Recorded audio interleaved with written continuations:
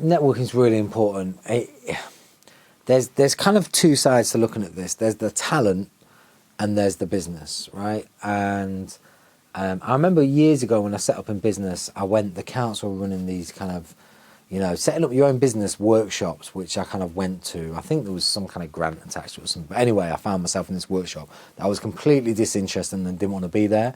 But the guy said one thing that stuck in my head and that's always stuck in my head. And he said, if people don't know you, they won't do business with you, which is about marketing essentially. But then he also said, if people know you and don't like you, they won't do business with you anyway. And it really, really just struck a chord with me, because I'd always kind of thought, because I was a creative person, I didn't need to concentrate on, dealing with people. I was going to be the guy in the studio that made this music. But actually, you need to be a brand. You need to develop relationships with people. You need to have an awareness of what you're doing. You need to be on time. You need to be, persistent. You need to be consistent. Do you know what I mean? You need to have a quality to not just your product, but also the way you present your product and so forth and so on. And it was lessons that took me a long time to learn, because the first time I ever sent out a demo tape, it was like a 90-minute D90 cassette that I'd taped over 6 times with a bit of my dinner on, you know what I mean?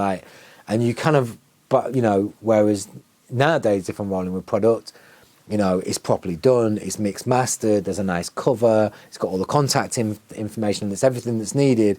I've got them, I've always got them on me, I'm going to give them to everyone I meet, do you know what I mean? You learn the process of having to do things properly. Again, another example is that I remember speaking to one of Zane Lowe's producers, and they were saying, look, Zane gets 2-3 bin liners of material a day, and then however much digital stuff sent through. We can't play all of that. So actually, the people you build relationships with, that you learn to trust their product, is really, really important. And another one is a friend of mine, this guy Austin, who's the music manager at One Extra. I've read something, a Twitter feed he wrote one time, and he was kind of like, the amount of artists that have acted badly, and when they're hot, radio producers will play their music through gritted teeth, but the moment they're not hot anymore, it's payback. They're not going to get any more play. On the flip side of that, there's artists that their careers have been prolonged by years, just because on the few occasions that people have met those artists, they've been polite, they've been professional, they've been on point, and people have liked them, and they've been genuine people, and people have just warmed to them, and then they support their material. So the way we looked at it is if, we used to go down, One Extra ring us and say, can you come down and do a radio show? I'm going to be there 15 minutes early. I'm not going to be there half an hour early because I might be a pain. I'm going to be super polite. If I've got to wait around for an hour, you're not going to hear me moaning. The guys from London that were coming down to do the same thing would turn up 10, 15 minutes late. But I know that they know when they ring me and ask me for something, not only they're going to get it, they're going to get it on time. It's going to be professionally done. I'm going to be courteous. It's going to be yes, please, yes, thank you, and all the rest of it. And it's about building those relationships with people. I met one of Zane Lowe's producers on her first.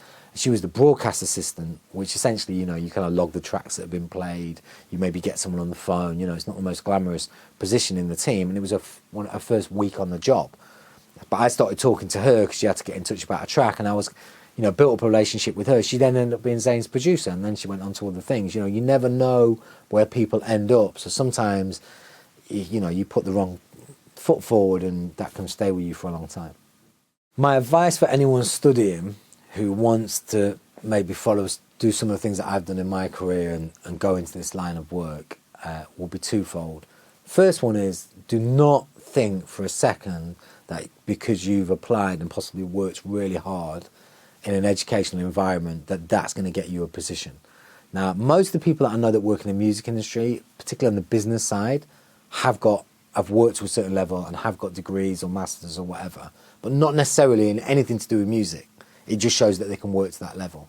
So don't think, you're going to come out of this and walk into a job. That's not how it works.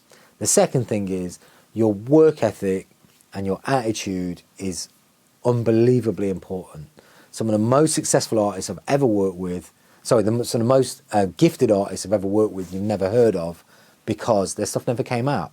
because they were idiots, or they just couldn't turn up on time, or they were high, or their attitude sucked. Like, be super hardworking, more hardworking than everyone around you, create your opportunities, have the right attitude, be someone that people want to work with, and make yourself invaluable and create your own vibe and things going on. Don't walk into a situation thinking, I want to be told everything. Go in there and with a bit of an offer. Do you know what I mean? Of this is what I think I can bring, and follow through on that. And that's what will help you with the next stages. Be ready to diversify as well, because where you want to end up, you might not necessarily be able to make money out of that straight away. So be ready to kind of think, I want to be a singer, or I want to be a guitarist, but actually maybe I've got to work in a live venue, helping lug the PA equipment around.